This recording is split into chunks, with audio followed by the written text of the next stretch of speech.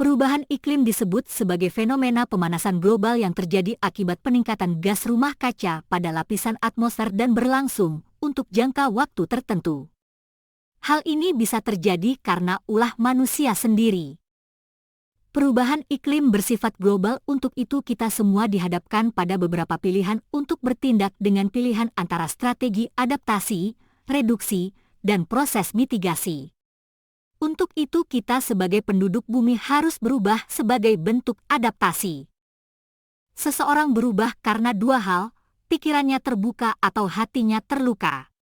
Terluka misalnya karena mengalami bencana seperti gelombang pasang tinggi, banjir, pergeseran musim dan kekeringan yang merupakan fenomena perubahan iklim yang telah mengakibatkan bencana di Indonesia.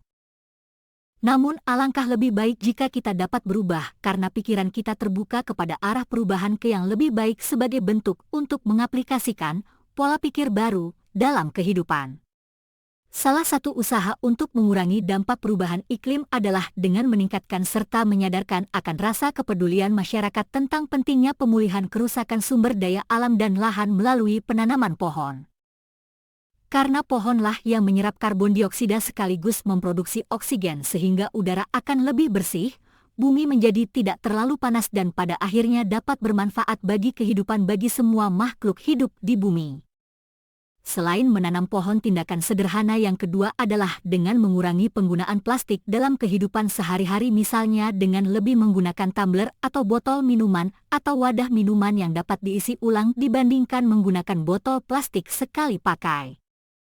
Hal ini tidak berlaku pada botol plastik saja, namun juga produk plastik lainnya seperti sedotan plastik, sikat gigi dan kantong plastik. Saat produk plastik belanjaan ini tidak dibutuhkan lagi, maka akan terbuang begitu saja di tempat sampah atau di sembarang tempat, dan akhirnya berujung di TPA atau bahkan di sungai dan di laut yang berpotensi mencemari dan memberikan dampak yang serius bagi keseimbangan ekosistem di laut. Tidak hanya berpengaruh terhadap pencemaran laut, plastik juga merupakan salah satu pemicu terjadinya perubahan iklim.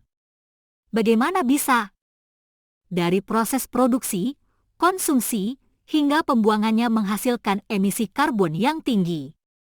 Di mana plastik terbuat dari minyak dan gas bumi yang diambil dari perut bumi lalu dikirim ke tempat pengolahan untuk melalui proses pemurnian sehingga mendapatkan berbagai macam turunan minyak dan gas bumi, yang kemudian diolah lebih lanjut untuk menghasilkan pelet atau resin plastik. Proses panjang ini membutuhkan energi yang besar sehingga menghasilkan emisi karbon sebesar 1.781 miliar metrik ton CO2. Setelah menjadi pelet atau resin plastik, langkah selanjutnya yaitu mengirim pelet-pelet ini ke tempat pengolahan dan pencetakan, misalnya untuk memproduksi botol plastik. Proses ini juga membutuhkan suhu tinggi yang didapatkan dari pembakaran batu bara, yang dapat menghasilkan emisi karbon sebesar 535 juta metrik ton CO2. Kemudian, pada saat proses pembuangan untuk daur ulang atau dibakar dengan insinerator menghasilkan gas emisi hingga 5,9 juta metrik ton CO2.